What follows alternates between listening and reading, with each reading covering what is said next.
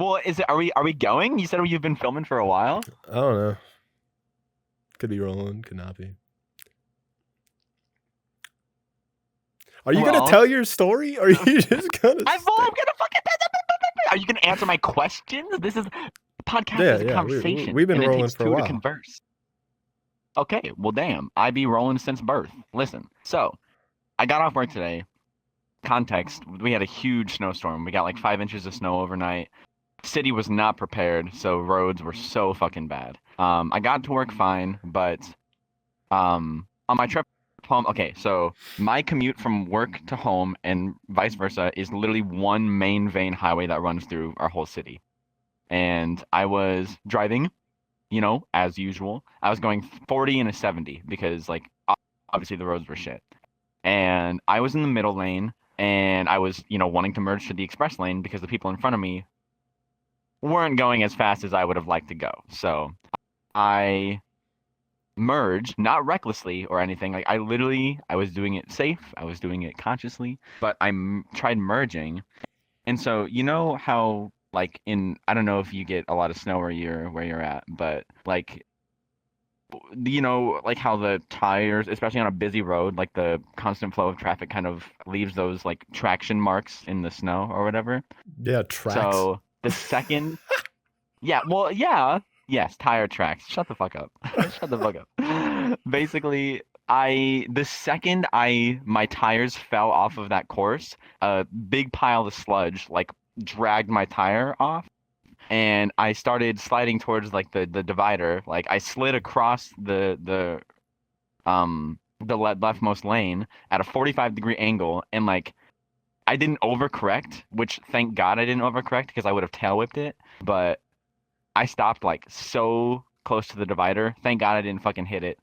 But dude, I had to just sit there for like a good 10 minutes and compose myself. That shit scared me.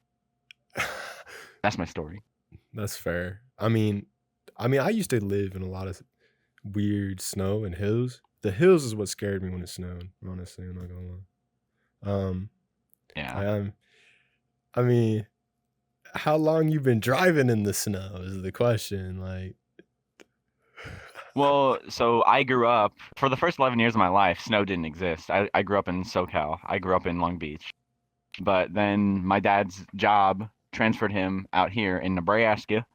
And so ever since I've been 11, it's just like I've had to adapt, I guess that's It fair. fucking sucks, man. The winters suck. I have a specific memory from when I was really young. My mom, dude, this is kind of the only thing I know when in terms of driving in snow, and this kind of like set something in my brain. But we're driving down this hill, and the way this hill works, it's like an S curve as you descend, and it's a little sketchy Right. because at the very end, that S curve continues into a small straight lane, which leads to a stop sign. So it's kind of an aggressive turn to hit, especially if there's like a lot of snow. And I remember Right. my mom was talking literally to us about how she hates driving in the snow because of ice and she can't see it. And then all of a sudden we just start skidding down the hill, and I'm like in the front seat, Oh fuck. and I'm like, okay, so is this the ice you're talking about?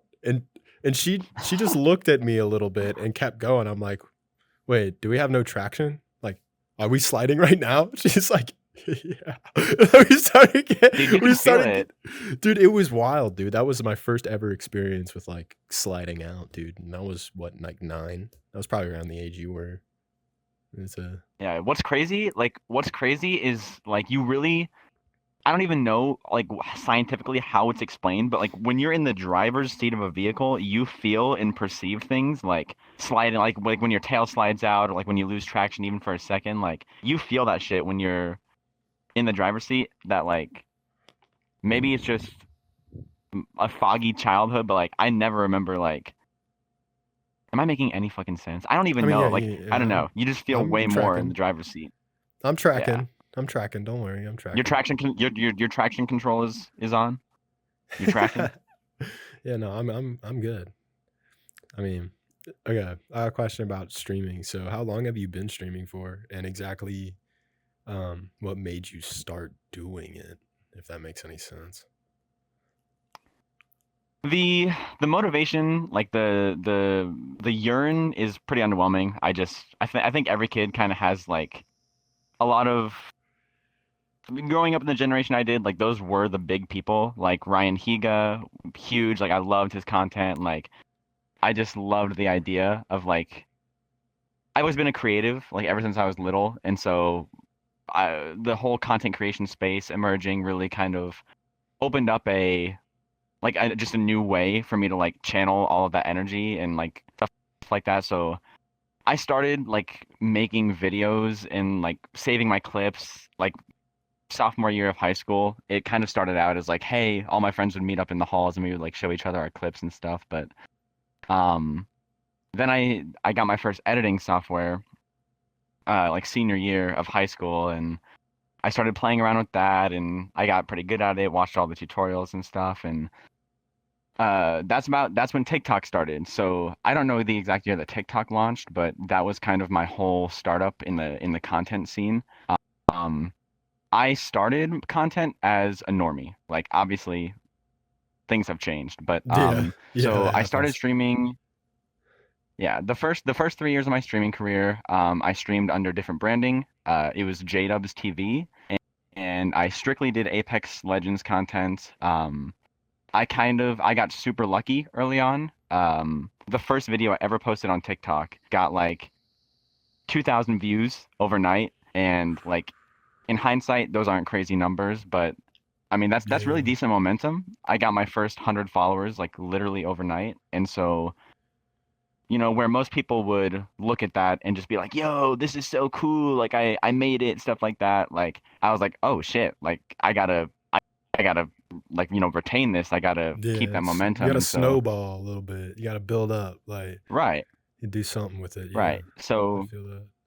I had established a standard, and dude, I was like in my first year, like I was making short form content before, like for a whole year before I even went live. So I was posting 3 to 5 TikToks a day for pretty much a year, and I got to 10K on TikTok.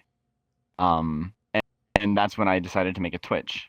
So, um, yeah, Okay. that's kind of how that started. So have But you been the on the whole same Twitch thing, account, or did you change Twitch accounts as time has gone on? Are they like they completely separate, like, or are they just rebranded? so yeah, so I have the same Twitch account, and it really is annoying because if you go on my Twitch account now, it'll show like 13,000 followers, which is real. Like, and that's the thing, like, is like if you tune into one of my streams right now, I average about 10 to 20 viewers concurrent. But at my peak, like when I was Joey J Dubs and I was the fucking banner guy on TikTok. Um, I was averaging anywhere from 70 to 80, and like Yeah. all those followers are real, but see, now that I've rebranded the channel, it just seems like I have all these inflated numbers, which is like really annoying, Well, I I mean, guess. it comes with a rebrand, I guess. Like this fucking crazy, it's a little hard to take on that initially from, I Right. guess, like a normal person's standpoint, I guess, if that's what you want to say. Put that in quotes.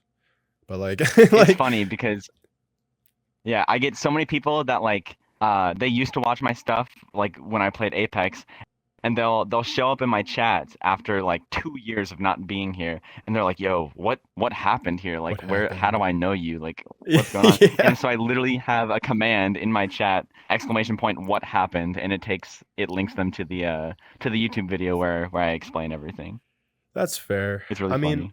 I've always like, if you're gonna make type of content, that's why I keep my stuff a little separated in terms of like the production stuff and the podcast. Like they're very different. And I've learned over time that there's like a weird balance between like trying to say rebrand yourself or like holding a or retaining an audience because sometimes your brand is what people know you as for a while, and a quick and uproot of that is just gonna throw a lot of people Yeah. off. I mean, that's kind of how my gaming channel was too for a while. I used to run one, so that's kind of how that happened with me. I See, was big on Modern Warfare, not necessarily Apex, but I feel that actually like pretty heavy.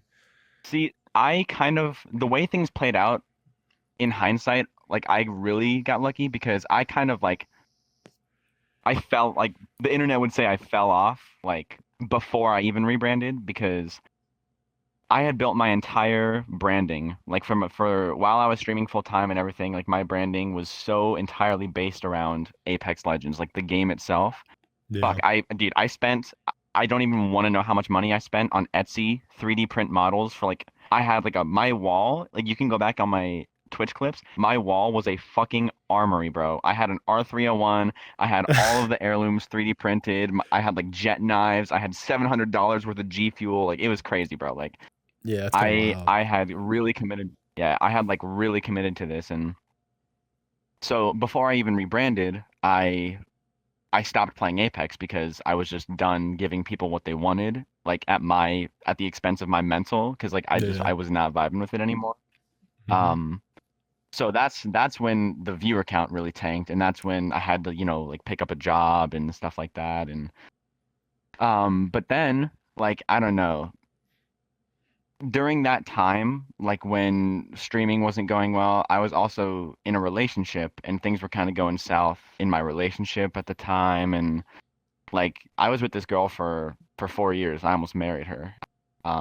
It was like really crazy. And so, I mean, long story short, TLDR, relationship fell through. So I was at the point in my life where I was losing traction streaming. I lost a relationship of 4 years. We had a dog together. I had to get rid of the dog. Like I was literally starting a new, like I just started a new Yeah. job. So I was so lost and without direction. And that's honestly when I found the furry fandom. And that's when I kind of rekindled my spark for really anything. Like I was so lost, and that gave me something to like, you know, they gave me something to enjoy, Yeah. and Gave you that's something when to I do. got to work on my Yeah. got to work on my rebrand.